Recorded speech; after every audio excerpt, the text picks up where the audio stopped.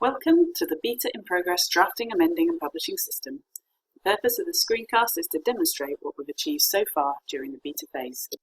Here, I am currently logged in as a Parliamentary Council Office drafter from the Scottish Government. This is their personal dashboard, which shows all legislative projects that they are interested in or are working on. Each tile represents a different project. Projects are containers for all versions of a single type of legislation, like Scottish bills, regulations, orders, etc., and their associated documents, namely amendment lists. If a drafter had been instructed to draft a new bill, they would first create a new project by clicking on the plus new button. Here, they can select which type of legislative document they wanted to create and, in addition, the subtype of that document. I will create a Scottish Government bill.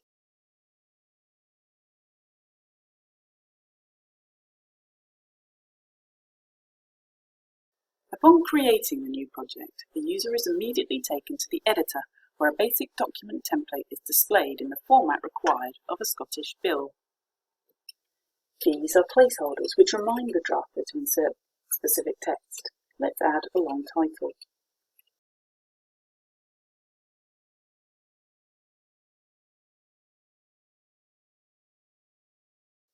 Within the body, the drafter can build up the structure of their bill by selecting from a list of elements. Let's insert a new part. We have also included some keyboard shortcuts, which are a popular feature for some drafters using the old tool. If the drafter clicks Enter, a section is automatically inserted. If the drafter wanted to insert a chapter, they can use the keyboard shortcut Alt and right arrow to promote the section through the structural hierarchy to become a chapter. And here's one that I created earlier.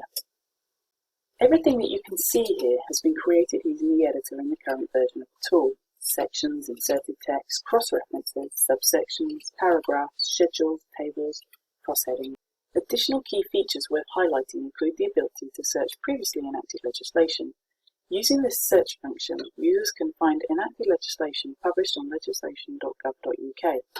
After a bit more work, the user will soon be able to copy and paste whole provisions or the whole document straight from here into the document being drafted in the editor.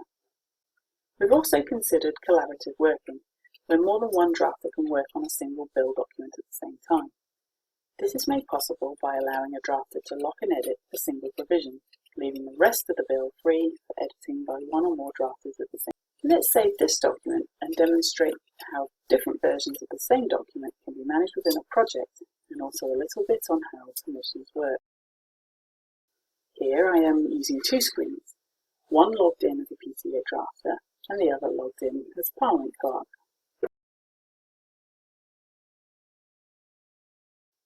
On the PCO drafter screen, the Projects tab here lists all versions of the document that they have permission to see. In this case, they have 3 versions under the pre-introduction stage, which is what we have called the stage when the bill is being drafted. The Parliament Clerk wouldn't be able to see this bill in the dashboard, as the PCO drafter has not shared a copy with them yet. When they are ready to share a copy with the Scottish Parliament users, they would change the share settings here. The Parliament Clerk will now be able to search for this bill. Notice how they don't see the other 2 versions displayed on the PCO Drafters project page.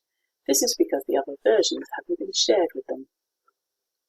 I shall remain on the Parliament Clerk's view to briefly summarise what they will need to do in order to publish the document. First, they will make a copy of this read-only document, and this will become the candidate as introduced version of the bill. They would then add some supporting information.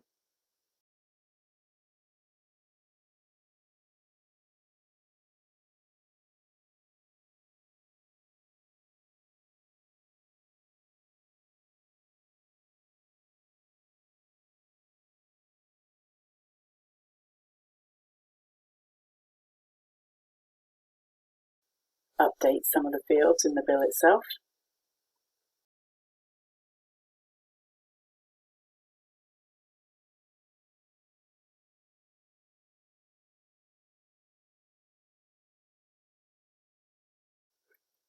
Generate a PDF which generates the line numbers, front and back pages, headers and footers and tables of contents according to the relevant jurisdiction's rules, styles and formats.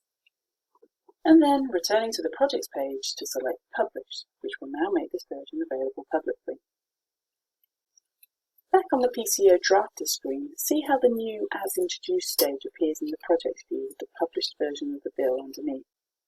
Assuming second reading has taken place, it is now ready for amendments to be submitted. As a PCO drafter, I may well be asked to raise additional amendments to the bill by the government. There are two ways amendments can be generated using this tool.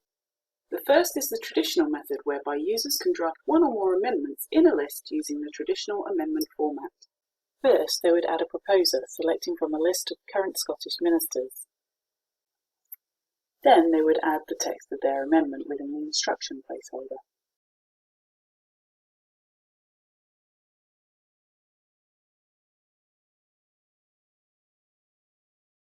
Using this method, they can draft a list of traditionally formatted amendments, save them, share read-only copies with other users of the tool from different organisations, create a PDF of the list, make further updates if required, and submit them for tabling by the Parliament clerks. The second method of generating amendments is a new approach not currently available in Scotland or Westminster, and that is inline. Users would click on the Create Inline Set button and supply some basic information about their inline set of amendments. Once the new inline set of amendments document has been created, the user would then select to edit inline, whereupon the tool will open up an editable copy of the As Introduced version of the bill. The user is then free to make as many changes as they like directly into the bill based on policy advice or guidance from their client. Like the traditional approach to drafting amendments, users can save them, share them, PDF the marked up copy of the bill,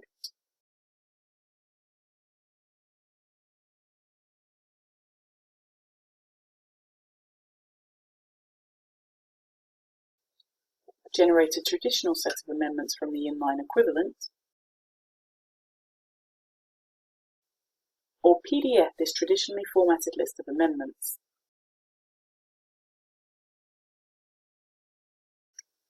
As the Parliament still use the traditional sets on their official amendment lists, these traditional formatted amendments are submitted to the Parliament clerks for review and tabling.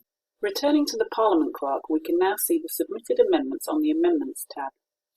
The red count here lets the clerks know that they have some newly submitted amendments waiting to be reviewed and tabled.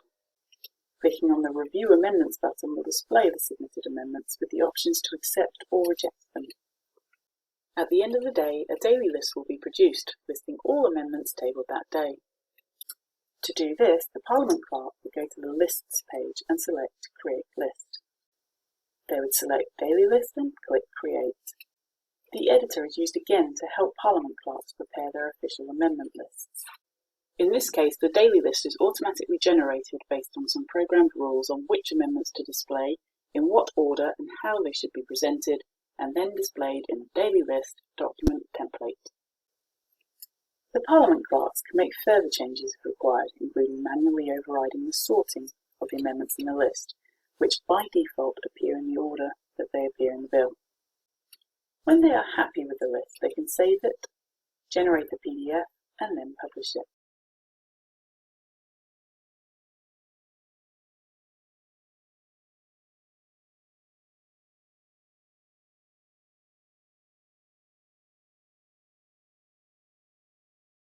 We have also built functionality to produce the marshalled list and grouping list for Scotland, which rely on these two additional features. The order of consideration, which allow clerks to specify the order amendments should appear in the list based on the orders of sections and schedules they specify here. Or groupings, which allow clerks to group amendments according to similar topics to aid debate. The Amendments tab is where the Parliament clerk would record the outcomes following the debate.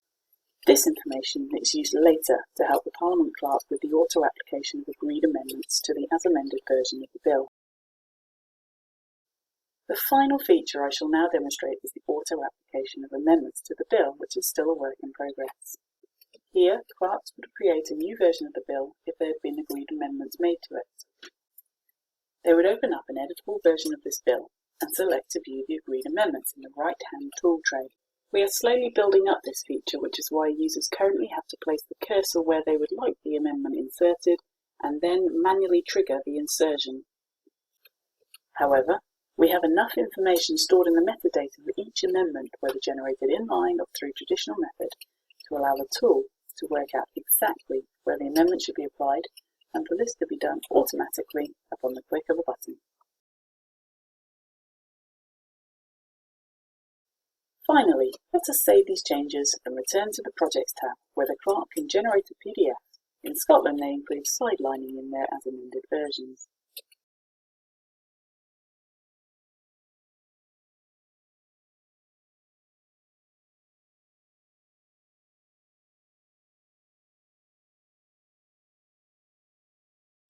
When they are happy with the as amended copy, they will publish it and make it available publicly via the API.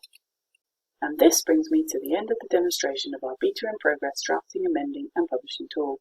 As before, if you'd like to find out more, please visit the drafting tool webpage displayed on your screen. Thank you for watching.